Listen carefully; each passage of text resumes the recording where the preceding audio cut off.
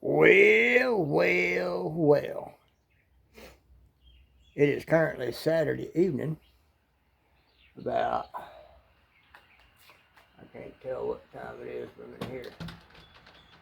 It's right at 5 o'clock Eastern time.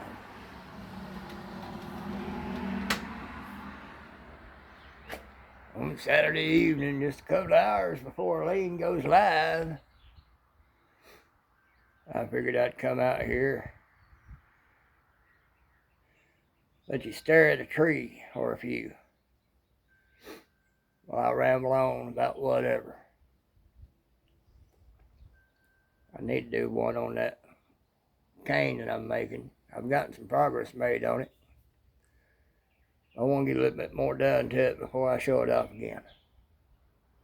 I might show it off in my live tomorrow night, show where I'm at with it. Those who are there will be able to get a sneak peek at it, but y'all won't know about that until Tuesday, because that's when this will come out. Never know, I might do a short on it. Never know anymore. Well, folks, y'all know I mentioned the quote-unquote friend. We want answers right now. All sorts of things he wanted to know answers to, but he ain't ready for them. So I gave him a little bit, tried to get him to understand. He's trying to think all of it through with the mind of a man, based on man's knowledge and man's wisdom. Well, folks, when you try to figure out God's creation and his wisdom, you have to know from the get-go you're dealing with an intelligence that is so far beyond us. It's unreal. And it's also a case of showing what happens when you reveal things to folks who aren't ready for it. He's gone totally off the other end, which I already called it. He wasn't looking for God. He wasn't looking for the answers. He was looking for a reason to justify denying God. And he's always been that way. He grew up Mormon, and he rebelled against that, which I don't blame him. And now he's rebelling against everything else. I guess one thing I could have told him was that, the way you choose is, everybody leaves all the rest of them alone, but Christianity, Jesus, is the only one that gets crucified and persecuted by everybody that don't want to believe, that want to rebel against the truth. That's one way to know.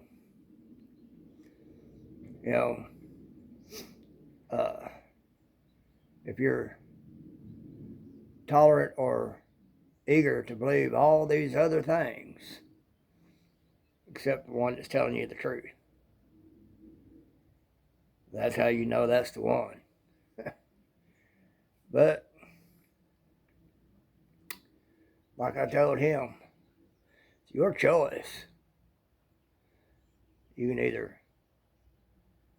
choose to read it and search it out and empty your mind of man's knowledge. God may show you the answers, but if you're trying to figure it out on your own understanding and man's wisdom, which God sees as folly, well, you weren't looking for God to begin with. Saw another guy today. He was one I told y'all about. I was giving him another chance. I tried to help him out with a ride, and he started using me again. I got away from him again, got away from that. Well, saw him today. Looked like he put on some weight. I said, looked like you put on some weight. You got it straightened up. oh yeah, man, he's been clear for so long. Folks, he didn't remember just here a while back me trying to help him out with a ride here and there, and him using me then. It was as if we hadn't seen each other in 10 years. He didn't remember. He told me about other things about a previous ex of mine who is yet another example of folks. Y'all don't want to see what happens to folks when God repays, when God takes vengeance and turns people loose to be at the whims of Satan. That previous ex is not doing well at all. Homeless, lost her home, ain't got nothing. Pretty sad situation.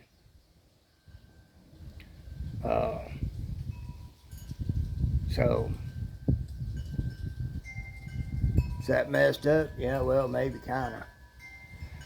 But again, that's choices.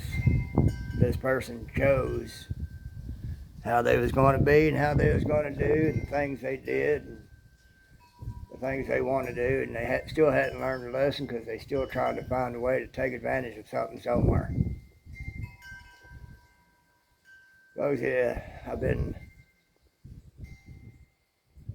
hesitant about putting out video not because I haven't had anything to talk about. It's because I'm overwhelmed with stuff to talk about.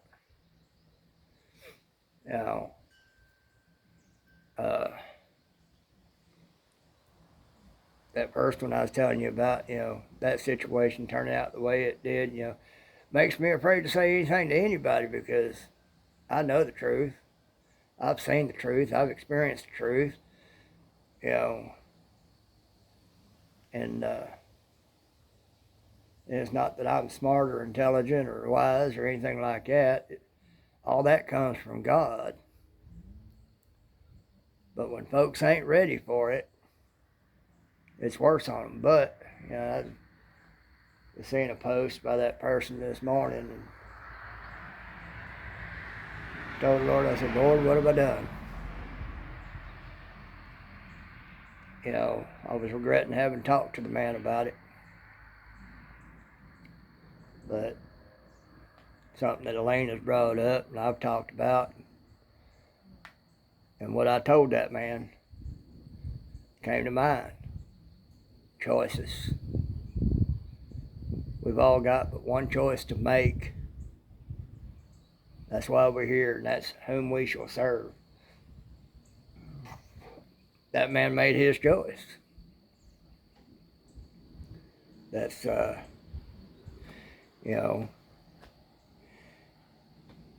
his whole MO in trying to find folks that know about it, to talk about it, to get answers. He wasn't looking for answers. He was looking for reasons to justify denying God. And he's making a mockery of it right now. And folks, he'll pay for that. I truly pity the man. Truly feel for him. Because he just don't realize what he's setting himself up for. All because he chooses to see everything through the lens of man's limited knowledge. It don't make sense to him. He sees contradictions upon contradictions in the Word, what he's read so far. Well, that's because he's not looking for God. He's looking for a reason to deny God. So he's not going to see the truth of it because he's not seeking the truth of it. He's seeking everything he can to use against it, to deny it. He knows deep down there is God. You can tell. But at the same time, he's rebellious. He's got a rebellious nature. And he likes being rebellious. He wants to do what he wants to do. He wants the pleasures of the world and to not feel guilty about it. Sure, the pleasures of the world can be nice.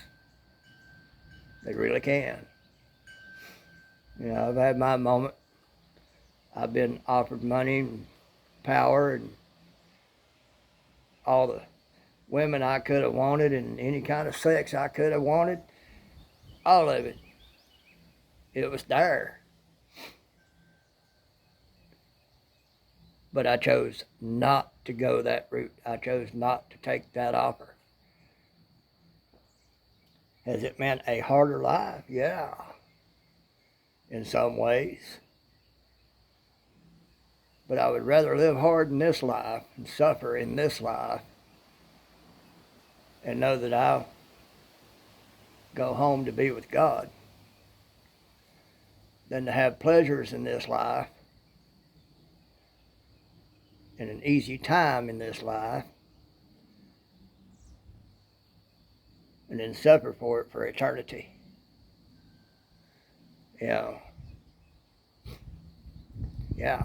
there was a time I could have had it all, but I'd have had to sell my soul to the wrong one.